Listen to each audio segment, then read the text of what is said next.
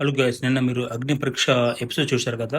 So అందులో అయితే మంచి గేమ్ అయితే కండక్ట్ చేశారు. సో ఆ గేమ్ ఎలా ఉందంటే, వీళ్ళు ఒకవేళ బిగ్ బాస్ హౌస్కి వెళ్తే ఎలాంటి గేమ్స్ కండక్ట్ చేస్తారో, సో అలాంటి గేమ్స్ అయితే వీళ్ళు కండక్ట్ చేశారు.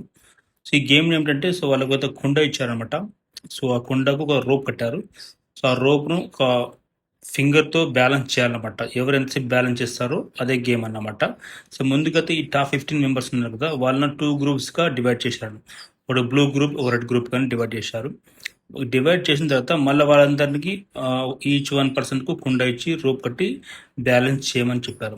సో ఇందులో ఇంట్రెస్టింగ్ ఏంటంటే, సో జెంట్స్ కంటే లేడీస్ చాలా బాగా పర్ఫార్మెన్స్ చేశారు. ఎందుకంటే మామూలుగా అయితే లేడీస్ కొంచెం వీక్గా ఉంటారు. సో ఎందుకంటే ఇలాంటి ఫిజికల్ యాక్టివిటీస్, కానీ ఇందులో లేడీస్ చాలా బాగా పర్ఫార్మెన్స్ చేశారు. ముందుగా అయితే కలికి గురించి చెప్పాలి. కలికి అనే అమ్మాయి అయితే లాస్ట్ వరకు ఆ కుండను బ్యాలెన్స్ చేయగలిగింది.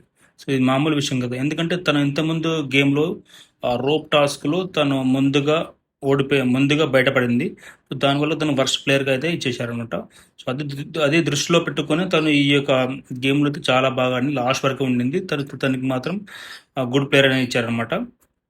సో మొత్తానికైతే ఆ శ్రీజ అనే అమ్మాయి కూడా లాస్ట్ వరకు ఉంది. సో లాస్ట్ వరకు బ్యాలెన్స్ చేయగలిగింది. ఇంకో పర్సన్ కూడా చెప్పుకోవాలి, పవన్ అనే అబ్బాయి. సో ఆ అబ్బాయి కూడా గెలిచేవాడేమో, ఎందుకంటే అతను లాస్ట్ వరకు హ్యాండిల్ చేస్తానని చెప్పాడు. కానీ వాళ్ళ టీం లీడ్ ఏమని చెప్పారంటే, సో వదిలిపెట్టేసి కుండానని చెప్పారు అనమాట. సో ఆ కుండ వదిలిపెట్టడం వల్ల సో అతను ఆ యొక్క గేమ్ నుండి హెల్మెట్ అయ్యారనమాట. సో మొత్తానికైతే ఈ కుండ టాస్క్లో అయితే కలికి యొక్క శ్రీజ అయితే మాత్రం చాలా బాగా ఆడారు. వాళ్ళకైతే హ్యాట్సాప్ చెప్పాలి. Thank you.